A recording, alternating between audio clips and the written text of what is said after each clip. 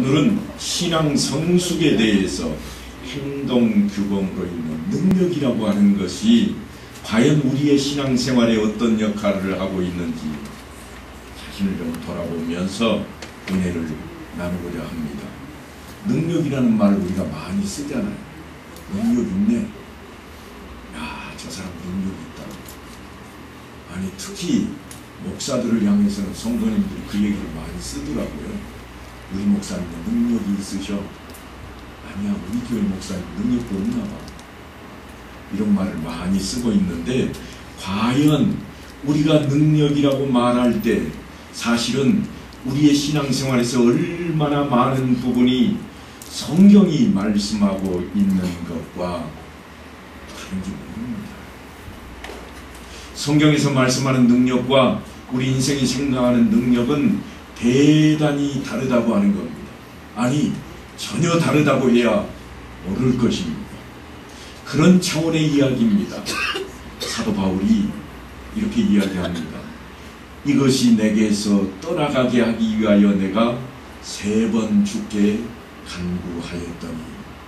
사도 바울도 하나님께 간절히, 그것도 3번씩이나 이것만 좀 떠나게 해달라고 기도했던 적이 있다는 거예요. 사도 바울 정도면 능력이 있는 사람이에요? 없는 사람이에요? 있는 사람이죠. 그렇게 기도했더니 그 결과가 어떤가 하면 고린도후서에 이렇게 기록이 되어 있습니다. 나에게 이르시기를. 누가 일렀을까요? 하나님께서. 뭐라고 이르셨는가 하면 내 은혜가 내게 족하도다.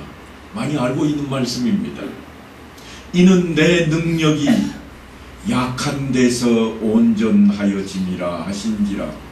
능력이 어디에서 온전해진다고요? 약한 데서. 우리는 능력 그러면 강한 것만 생각합니다. 아니, 강해야 된다는 생각입니다.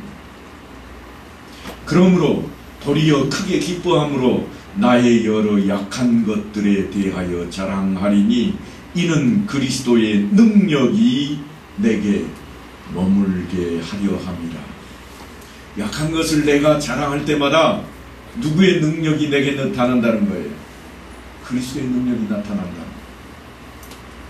내가 강한 것을 자랑할 때마다 예수 그리스도의 능력이 내게서 어떻게 된다는 말씀입니까? 사라져간다. 소멸된다는 거예요. 우리는 그런데 자랑하고 싶어 합니다. 어떤 거를요? 잘난 것. 잘된 것, 강한 것을 자랑하고 싶어 하는데, 사도 바울의 설명을 들어보니까 내가 그렇게 할 때마다 예수 그리스도의 능력은 내게서 솔솔솔솔 빠져나가더라. 지금 그런 말씀입니다. 지금 조금 전에 제가 읽은 말씀 가운데 그 안에 능력이라는 말씀이 2번 나옵니다만, 하나님의 능력은 우리의 약한 데서 증명된다고 그렇게 설명을 하고 있습니다. 우리가 갖고 있는 최고의 미련한 생각이 뭔가 하면 내가 하나님을 업고 뛰어가겠다는 겁니다. 그래서 어떻게 하려고 하는가 하면 하나님 힘 좀 주십시오. 그러면 내가 잘할게요. 힘이 생기는 대로 하나님을 업고 뛰겠다는 겁니다. 하나님 좀 제발 돈 좀 줘보세요. 내가 멋지게 선교하는데 잘 써볼게요. 내가 하나님을 좀 업고 그냥 하나님 주머니 속에 손 딱 집어넣어 떼서 좀 주고 싶은 거예요. 이게 우리들의 능력에 대한 기본적인 생각입니다. 그런데 하나님께서는 우리의 약한 자리에서 하나님의 강함을 증명해 보이시겠다고 말씀을 하고 있습니다. 이 부분에서 가장 재미있는 것이 뭔가 하면 예수님 사건입니다. 예수님은 능력자로 사셨을까요? 아니면 연약한 자로 사셨을까요? 한번 마음속에 답을 해보세요. 예수님은 능력자로 사셨을까? 연약한 자로 사셨을까?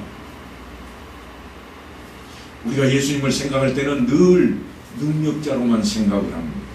물론 그렇습니다. 죽은 나사로를 일으켰습니다. 오병이어의 기적을 만들었습니다. 바다 위를 걸었습니다.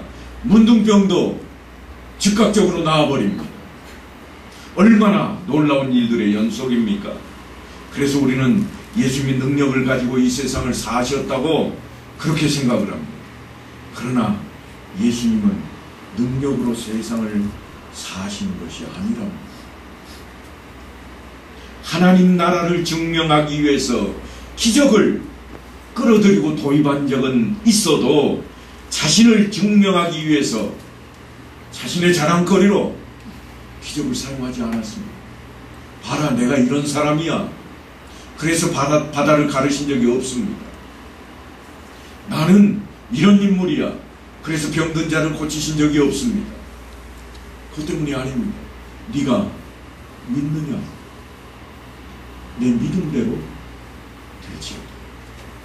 내가 역사하는 거라고 말씀하시지 않습니다. 네가 믿느냐?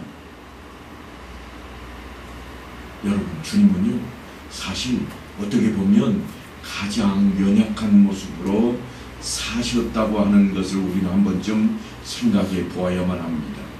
그 대표적인 사건이 뭔가 하면 십자가에서 죽으셨다는 겁니다. 당대의 십자가의 죽음은 저주입니다. 나무 위에서 죽은 자마다 다 저주를 받은 자라.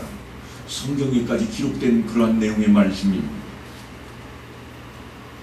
십자가의 죽음만큼 가장 큰 실패와 경멸과 좌절의 자리는 이 세상에 없습니다. 그런데 하나님이신 예수님이 체포당하셨고 묶여서 채찍에 맞고 홍포를 입고 가시관을 쓰시고 십자가에 매달리셨습니다. 십자가를 지고 언덕으로 올라갈 때에는 그를 짊어질 힘이 없어서 구레네 시몬이 대신 짊어지고 갑니다. 어떤 사람들은 이렇게 조롱합니다. 네가 만일 하나님의 아들이거든 자기를 구원하고 십자가에서 내려와 보라. 능력 있는 모습은 아무데도 없어 보입니다.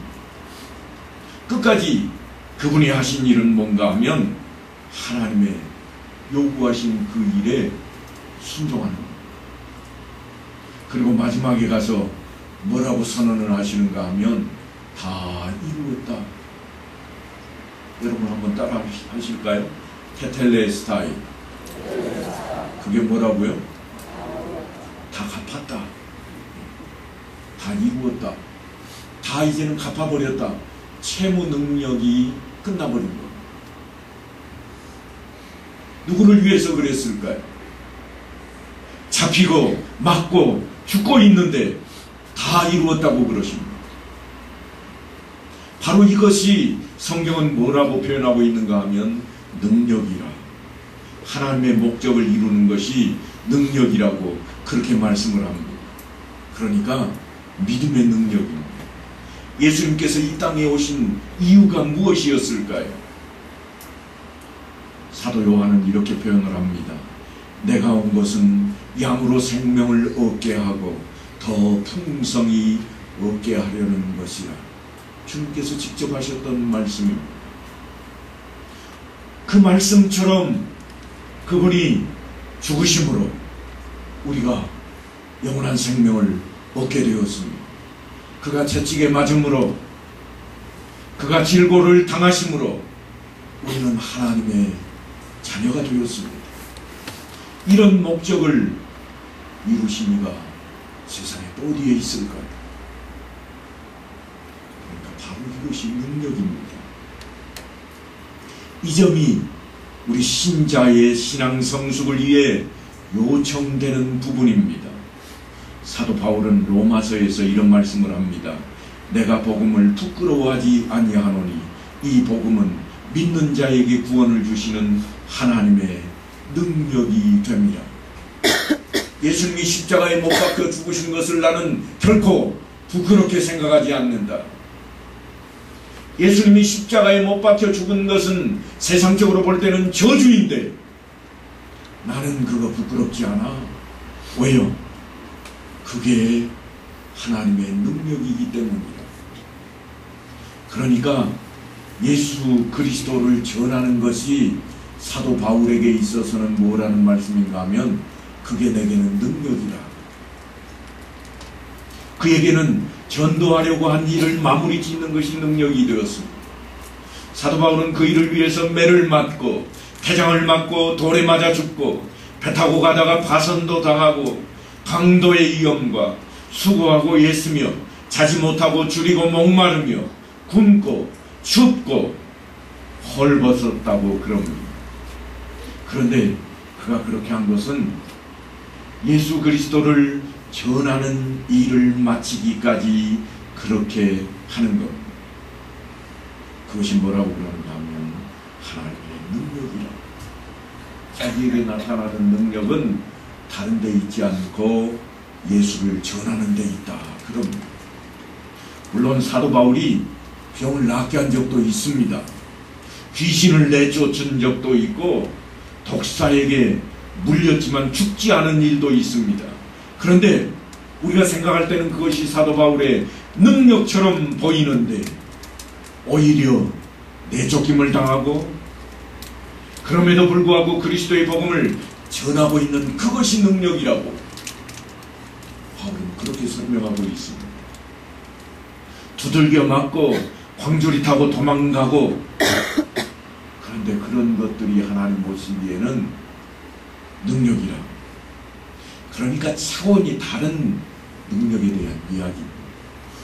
우리는 능력 그러면 좀 뭔가 내 힘으로 해낼 수 있어야 능력이라. 그래서 우리가 흔히 실수하는 게 뭔가 하면 성령이 임하면 뭘 받는다고 그러죠? 권능을 받고 능력 받았다는 거예요. 그래서 한 번쯤 손을 이렇게 하면 저는 능력이 하나도 없어서 안 되네요. 다 쓰러지는 거예요. 아직도 안 쓰러지네. 사도 바울이 이걸 능력이라고 말하는 게 아니에요. 능력은 어디 있는가? 예수 그리스도를 전하고 그 전한 것을 사람들이 받아들이고 받아들인 사람들이 변화되어서 그 예수를 믿고 사는 삶의 방식이 바뀌어가는 것이 그것이 능력이에요. 그러니까 쓰러질 필요가 없습니다. 우리 교회는 참 편해요. 안 쓰러져도 되잖아요. 굳이 쓰러지려고 언제쯤일까? 때를 맞추지 않아도 됩니다. 그냥 예수를 내 안에 하나님의 아들로 믿고 날 구원하신 구세주로 믿으면 이것이 우리에게 영생이 되어서 하나님 나라의 백성이 된다고 하는 그 사실이 우리에게 능력이 되는 것입니다. 성경은 우리 삶 속에서 바로 그런 것들을 요구하고 있습니다. 예수님께서도 우리를 향해서 이런 말씀을 하셨습니다. 한 알의 밀이 땅에 떨어져 죽지 아니하면 한 알 그대로 있고 죽으면 많은 열매를 맺느니라. 여러분 요즘은 그런 거 잘 안 보이대요. 옛날에는 집집마다 신방을 하다 보면 실험이라고 그러죠. 거기에 옥수수 열매들 주렁주렁 조 열매채 주렁주렁 따지도 않았어요. 저거 뭐 하는 데 쓸 거예요?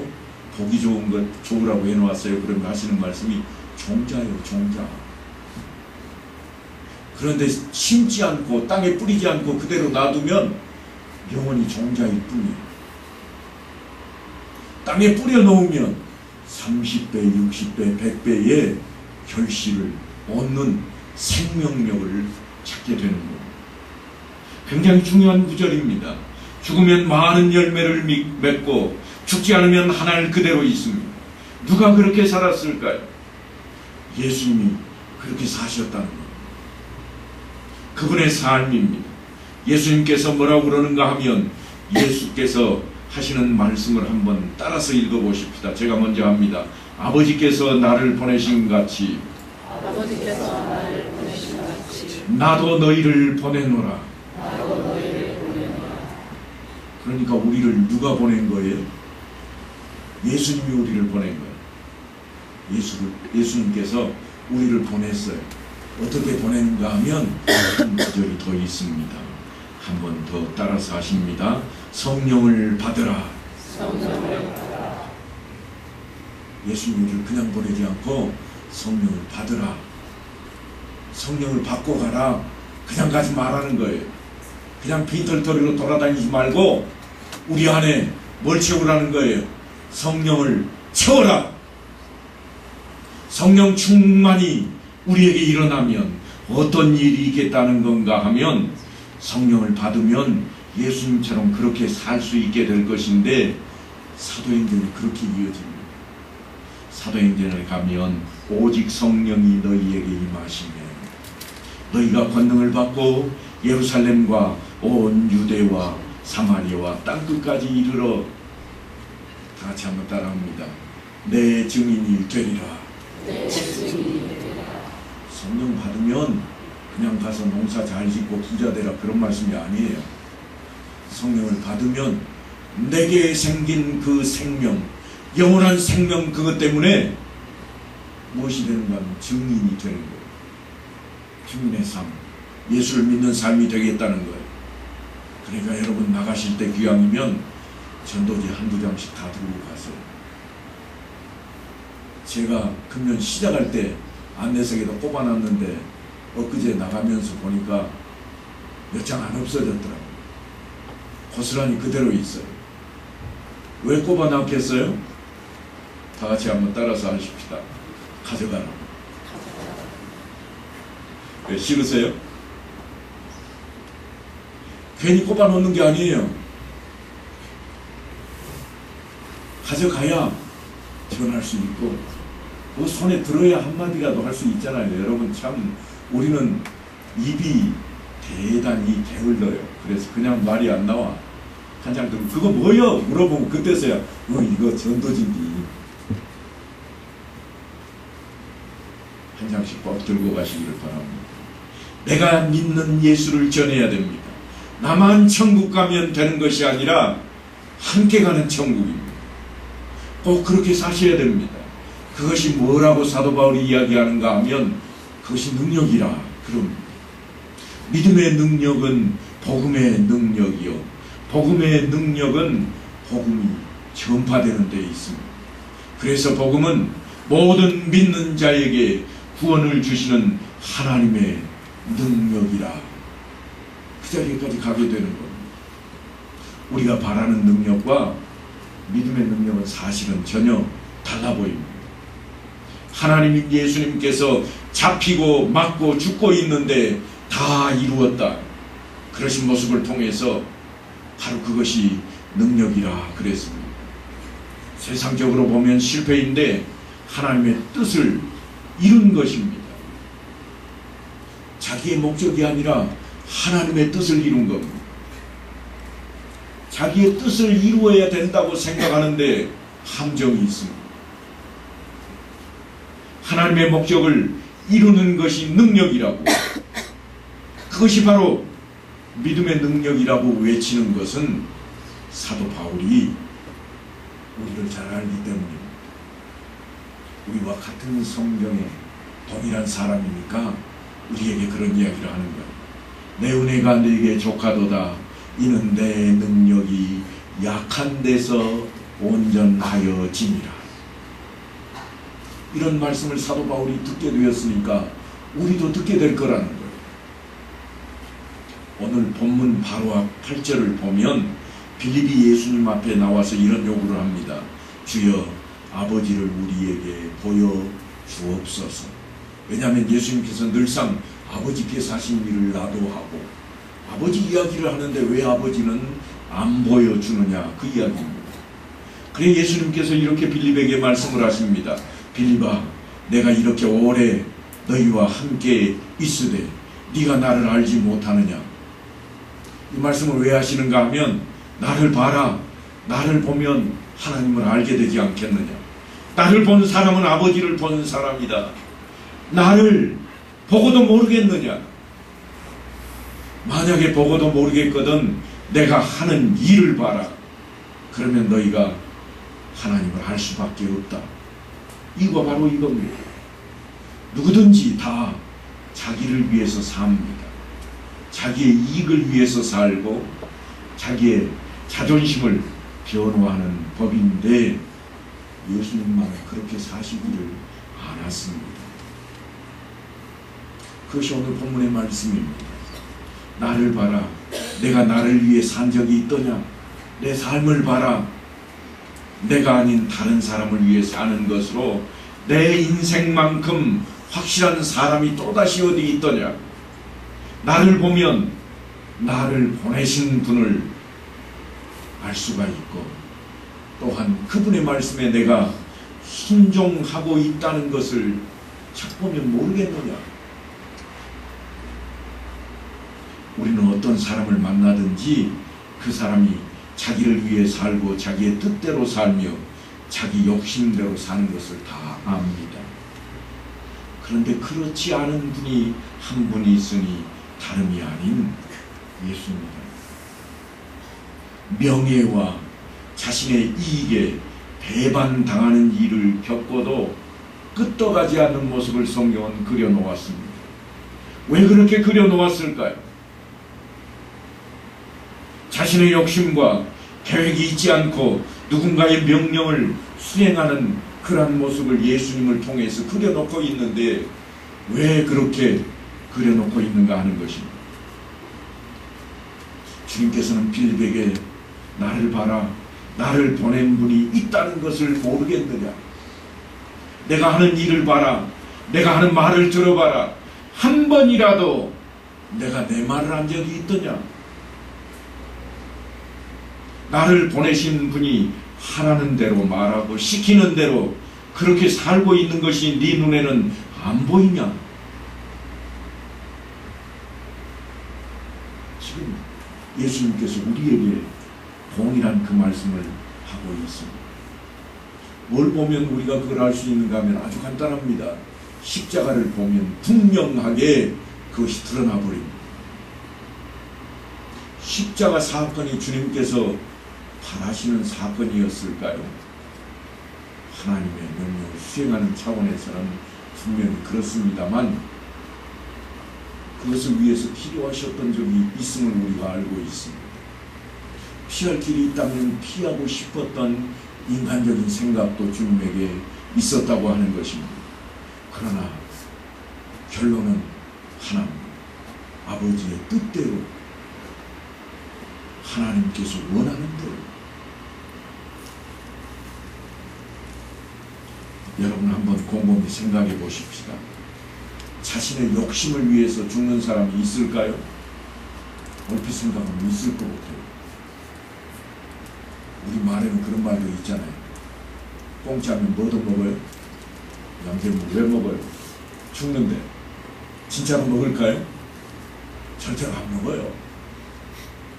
공짜를 그만큼 좋아한다는 거지 양잿물 먹고 죽겠다는 게 없어요. 죽음 앞에서는 다 포기합니다. 그것은 말이 되질 않습니다. 자신의 영광을 위해 죽는 사람이 있을까요? 있는 것처럼 보입니다. 내 이름을 위해서라면 내가 죽겠다. 진짜로 그러는 것 같아 보여요. 하지만 실제로 내면을 들여다보면 그렇지 않다는 거예요. 심리학자들은 결코 그럴 수 없다고 그럽니다. 예수님께서 십자가에 자신을 내어놓은 것은 자신을 위해 살지 않는 생애라는 것을 가장 잘 드러낸 사건입니다. 하나님의 말씀을 이루기 위한 삶입니다. 우리는 찬송을 종종 부릅니다. 주님 뜻대로 살기로 했네. 주님 뜻대로 살기로 했네. 그런데 실제로 그렇게 살까요? 그렇게 사는 사람은 흔하지 않은 것 같아요. 말로는 주님 뜻대로 다 사는 것 같아 보입니다. 하지만 사소한 것 하나마저도 그렇게 하지 못하는 게 우리의 모습입니다. 그래서 주님께서 이렇게 요구하십니다. 내가 아버지 안에 거하고 아버지께서 내 안에 계심을 믿으라. 그렇지 못하겠거든 행하는 그 일로 말미암아 나를 믿으라. 주님의 제자들이 3년 동안이나 열심히 따라다녔지만 믿었다는 표현을 쓰기에는 부끄러운 모습들이었습니다. 그런데 그들이 언제 믿었는가? 십자가 사건 이후에 그들은 결단을 했고 달라진 모습을 보입니다. 오늘 이 말씀대로입니다. 그렇지 못하겠거든 행하는 그 일로 말미암아 나를 믿으라. 내가 진실로 진실로 너희에게 이르노니 나를 믿는 자는 내가 하는 일을 그도 할 것이요 또한 그보다 큰 일도 하리니 이는 내가 아버지께로 감이라. 내가 이제는 너희와 함께하지 못하겠다. 함께하지 못하지만 너희들이 내가 한 일을 할 수 있고 내가 한 일보다 더 큰 일도 할 수 있게 될 것이라는 말씀입니다. 이렇게 본문에 말씀하시는 것처럼 분명히 우리도 예수님처럼 살도록 요구를 받고 있습니다. 우리가 그 안에 있으면 주님처럼 살면 주님께서 하신 일을 우리가 할 수 있다는 것입니다. 아니 그보다 더 큰 일을 하게 될 것이라고 하는 말씀입니다. 그런 주님께서 무슨 일을 하셨던가 그걸 기억해내야 됩니다. 그래야 우리도 그 일을 할 수 있고 그 일보다 더 큰 일을 할 수 있게 되기 때문입니다. 주님께서 이 땅에 무슨 일을 하기 위해 오셨던가 하면 내가 온 것은 양으로 생명을 얻게 하고 더 풍성히 얻게 하려는 것이라. 생명을 얻는 일 싫어할 사람이 있을까요? 누구든지 다 사는 것은 싫어하지 않습니다. 그 일을 하고 있잖아요. 주님께서 그 일을 하셨다는 거예요. 그런데 그 다음에 가니까 이런 말씀까지 이어집니다. 자기 목숨을 많은 사람의 대속물로 주려 함이니라. 자기만을 위한 삶을 사는 것이 아니라 그거는 쉽습니다. 누구나 할 수 있습니다. 그러나 다른 사람을 위해서도 살게 되는 일이 주님께서 우리에게 보여주신 일이고 우리도 그렇게 하라는 겁니다. 그래서 주님께서 늘상 하셨던 말씀이 내 이웃을 어떻게 사랑하라고요? 내 몸과 같이 내 자신과 같이 그렇게 사랑하라. 나만 챙기는 것으로 끝이 아니라 나를 챙기는 것만큼 이웃도 챙길 수 있는 것이 사랑이에요. 그게 주님의 사랑이고 그게 주님께서 살아가셨던 삶의 방식이었습니다. 그러니까 우리는 자신을 위해 사는 사람이 아닙니다. 예수를 믿는 순간부터 예수님의 말씀에 순종하는 그 순간부터 자신을 위해 사는 사람이 아닙니다. 사도 바울이 자처하고 나서서 우리를 대변합니다. 우리 중에 누구든지 자기를 위하여 사는 자가 없고 자기를 위하여 죽는 자도 없도다. 우리가 살아도 주를 위하여 살고 죽어도 주를 위하여 죽나니 그러므로 사나 죽으나 우리가 주의 것이로다. 주의 것이로다. 이 말씀은 주인이 누구고 누가 종이라는 것이 확실하게 도장지키는 부분입니다. 우리가 주의 것이라. 주님이 주인이요 우리는 종이라. 종은 이유가 없습니다. 명령대로 따르는 겁니다. 목숨도 주인의 것입니다. 말도 주인의 것입니다. 행동도 주인의 것입니다.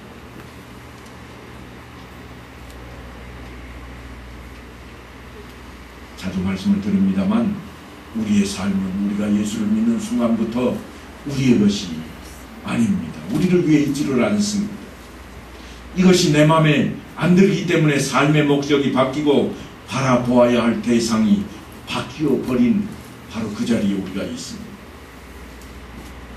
그래서 그러지 않도록 우리를 격려하시는 겁니다. 아버지께서 나를 보내신 것이 나도 너희를 보내노라. 내가 아버지 말씀에 충실했던 것 알지? 내가 십자가까지도 달게 진 것을 아느냐? 내가 너희를 보내노라. 그러면서 하시는 말씀이 자기 십자가를 지고 우리에게도 자기 십자가를 지라는 말씀을 명령으로 하고 계시는 겁니다. 이제 어떻게 조금 감이 오시나요? 졸립나요? 졸린 이야기만 했나요? 감이 와야 됩니다. 우리가 그렇게 부르심을 받았습니다. 나의 삶을 통해서 내 이웃이 예수 그리스도에게로 돌아오는 결과를 맺어야 할 그 삶으로 부르심을 받았다고 하는 겁니다. 그래서 우리의 삶을 능력 있는 삶이라 그러는 겁니다. 능력 있는 삶이라고 하니까 별다른 것처럼 느껴지지만 밟으면 밟힙니다. 찢으면 찢기는 것입니다. 이것이 우리의 삶이요 믿음의 능력이라. 그래서 우리의 삶은 삶 자체로서는 별다르다 보이질 않습니다. 승리 같지는 않습니다. 하지만 방법으로서의 승리입니다.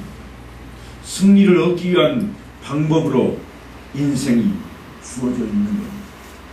인생 자체가 승리로 주어져 있지를 않습니다. 어려운 말씀 같습니다만 주님께서 이렇게 말씀을 합니다. 세상에서는 너희가 환난을 당하나 담대하라. 내가 세상을 이겼노라. 세상을 이겼으면 마음껏 누려야 될 것 같은데 세상에서는 너희가 환난을 당한다. 하지만 내가 이겼다. 그러니까 인생의 목적이 아니라는 겁니다. 목적이 어디 있습니까? 하나님 나라에 있는 겁니다. 나의 삶이 목적이 아닙니다. 제가 군생활을 한 사람 남자가 되다 보니까 늘상 군대를 예를 듭니다만 훈련소는요 힘듭니다. 별 볼 일 없어 보인 훈련소가 힘이 드는 곳입니다. 훈련소에 들어가면 뭐부터 하는지 아세요? 호남 버전으로 전라도 버전 안거 있나 안거 있나 요거만 한나절 시킵니다. 그러면 앉았다 일어났다 앉았다 일어났다. 짜증이 나겠어요 안 나겠어요? 짜증 나는 사람은 다 불러내가지고 옆에다가 머리 박아 그러는 거예요. 옛날 방식이긴 합니다만 뭘 하려고 그럴까요? 명령에 복종하는 것을 가르치는 거예요. 충성을 가르치는 거예요. 이게 훈련소에 할 일이에요. 나중에 군대 가서 써먹는가? 군대 가서 안 거 있나는 한 번도 써먹은 적이 없어요. 훈련소에서만 그러고 있는 거예요. 여러분 지금 우리가 살고 있는 이 땅에서의 삶은 꼭 그래 보입니다. 세상에 예수 믿는 것이 이렇게 하찮은 일인가? 그런 일들이 우리 앞에 즐비합니다. 천국 가서 그렇게 살려고요? 아니요. 천국에 가서는 그렇게 사는 법이 없습니다. 성경에 천국이 자주 등장하지만 그런 모습은 하나도 없어요. 그러면 지금 것은 뭔가 그곳에 필요한 자원을 만드는 자리. 훈련소가 군인들을 만들어내는 공장이라면 훈련장이라면 우리 천국 하나님의 백성을 만드는 훈련소가 다름 아닌 인생입니다.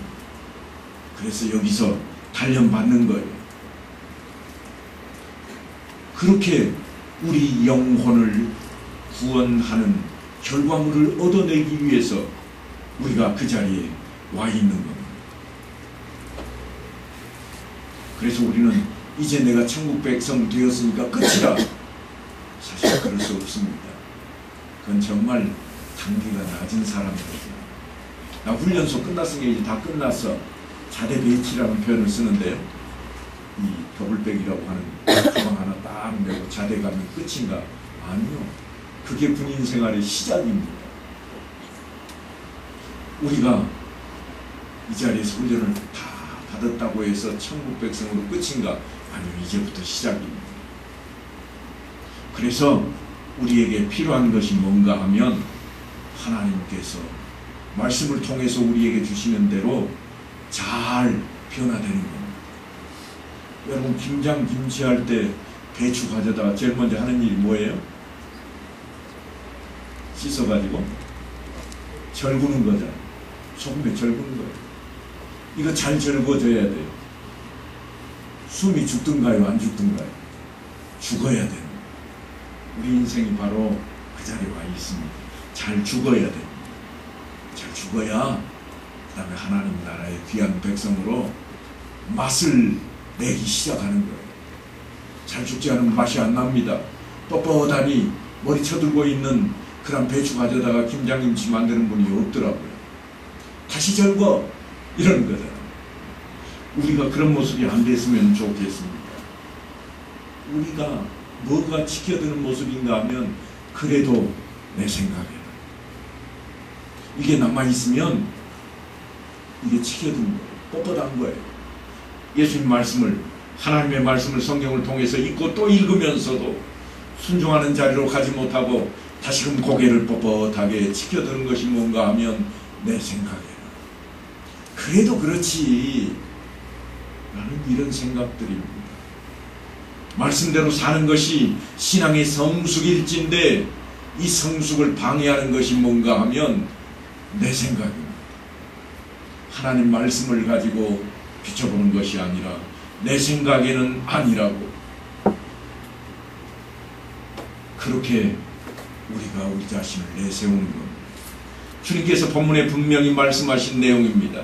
나를 믿는 자는 내가 하는 일을 그도 할 것이요.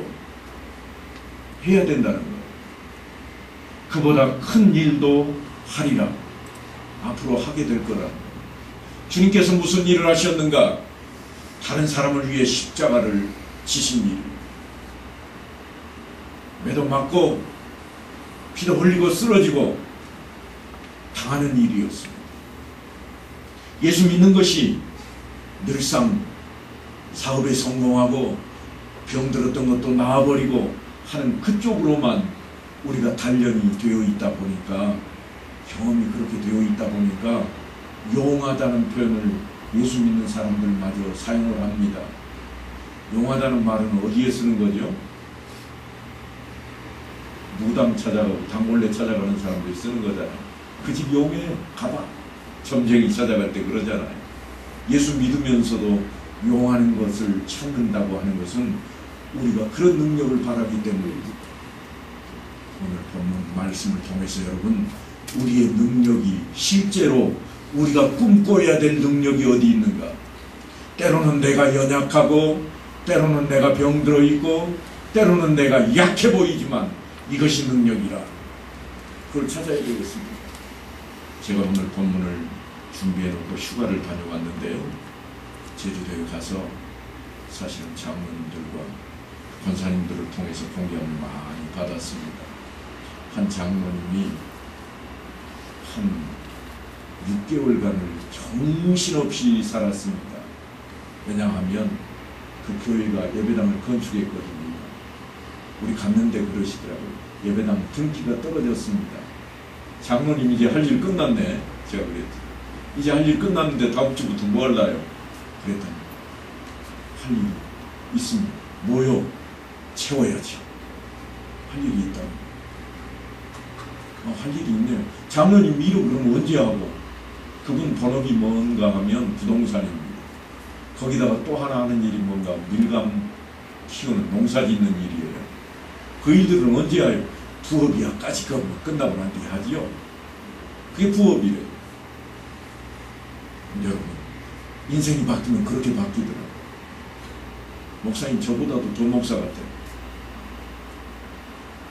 권사님도 마찬가지. 제 동창인 권사 한 분은 사모님 보고 동창인데 반말을 한 적이 없어요. 그제도 만났는데 늘상 목사님 사모님 동창이니까 만나서 야 오랜만이다 이거 좀 해봐야 될 거 아니에요. 그분들의 삶이 왜 그렇게 되어 있을까요? 다른 이유 없습니다. 믿음 때문에 예수를 믿는다는 이유 하나 때문에 그분들은 그렇게 바뀌었습니다. 이제는 다 60줄이잖아요. 그런데 그렇게 바뀌어있는 인생, 하지만 후회하지 않는 인생입니다. 여러분 우리 모두가 우리의 삶을 후회하지 않도록 정말 예수 믿는 이 믿음이 신앙생활이 후회가 아닌 삶이 되고 천국을 바라보는 그런 확신에 찬 삶이 될 수 있게 되기를 간절히 축원합니다.